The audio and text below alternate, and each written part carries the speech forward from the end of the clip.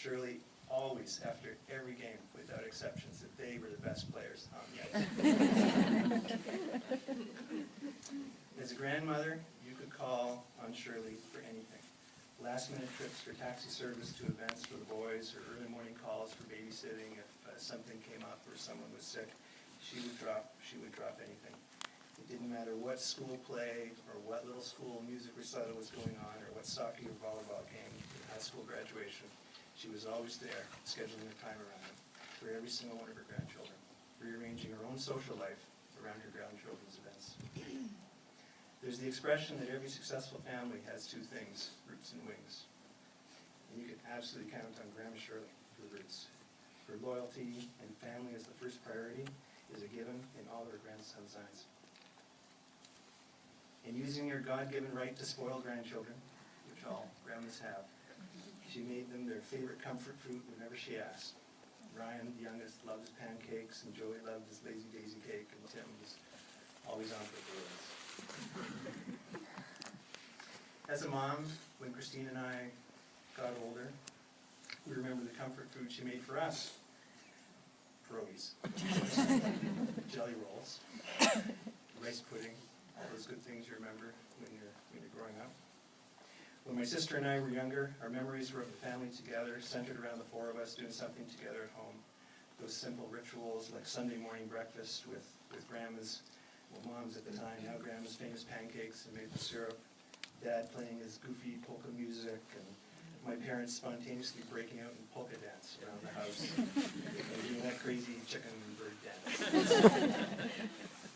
On Sunday evenings, having a nice traditional roast beef dinner, Mom constantly wrestling with Yorkshire pudding that never rose, or rose maybe 1 in 10 times, and she always kept trying. And after dinner, we'd have family time on the couch watching, this is a few years ago, the Carol Burnett show, the Waltons, or Mom's other favorite show, Little House on the Prairies, and later it was the Bionic Man and the Bionic Woman. Or in the summer, it was non-stop road trips from either Ottawa to Saskatchewan for the summer vacation, or BC to Saskatchewan for the summer vacation.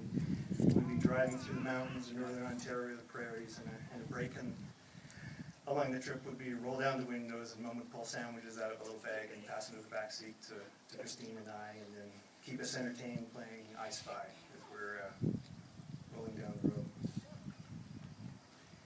And later in life, I watched my mom develop a passion for new things, like her aerobics, and her aquafit, and her yoga dance, and her golf, and her passion for curling.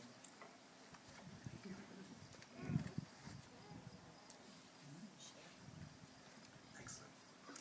A couple of weeks ago when she got out of the hospital, Mom whispers to me, I must have been an awfully good curler, huh?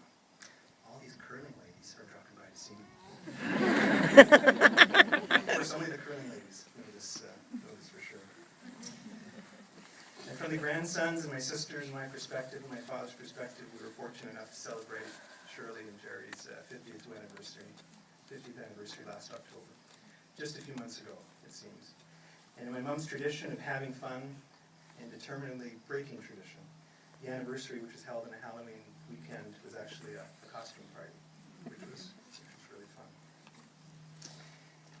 And as I got older, leaving childhood now, and reflecting on things that I remember about my mother when I was younger, I realized things like those, at the time, those funny little radish sandwiches that she used to eat at lunch when I was a kid were actually not so weird after all. And had I known at the time, this was really foreshadowing my mom's passion for natural living, vegetarian food. Mom nurtured our own traditions like Ukrainian Christmas or Little Christmas, we call it. We celebrate every year on January 6th on Epiphany. And this is after my sister's birthday, who's in the middle of December, and then Christmas Day, and then my birthday on Boxing Day, and then we'd have a New Year's Day meal as well. And there would be one more, meal, which was Little Christmas. And over the years, as we got older, and everybody started their own traditions with their own families, we naturally dropped a few of them. But we never dropped Little Christmas. Mom could always do without a big turkey dinner on Christmas and birthdays, but she loved to focus on Little Christmas. Spend all day cooking the 13 meatless dishes, the Ukrainian dishes so the family would be together, and that was the key, that she had all of us together.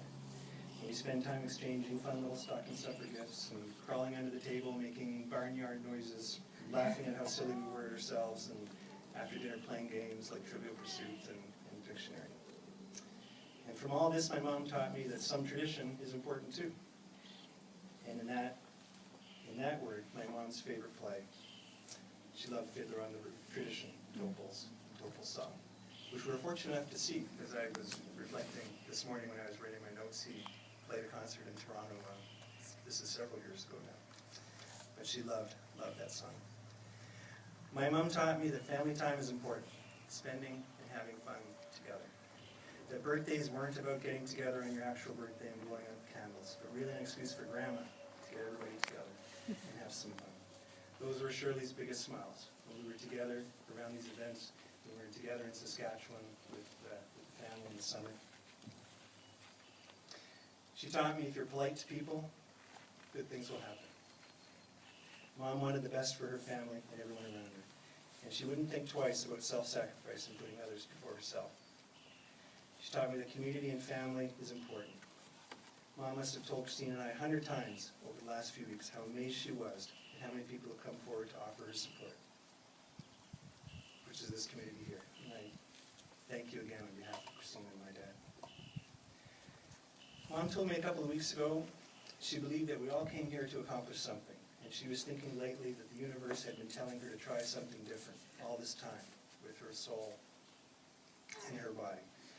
And to me it was clear this was the result of her determination as part of her transition in her life.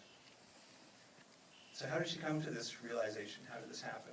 Of starting her life in a more traditional approach and growing into a more natural, earth-based, and more spiritual approach. Well, when my mom had me, I think she really wanted a girl. My middle name is Robin. I think I was 5 years old. She put me in jazz dancing and ballet dancing. And finally, she had a daughter, my sister Christine, who, as everyone here knows, has had an enormous role in my mother's life. Not only my mother's best friend, but really the catalyst to introducing my mother to this beautiful ecosystem of wellness and natural living that's here today. Christine, thank you very much.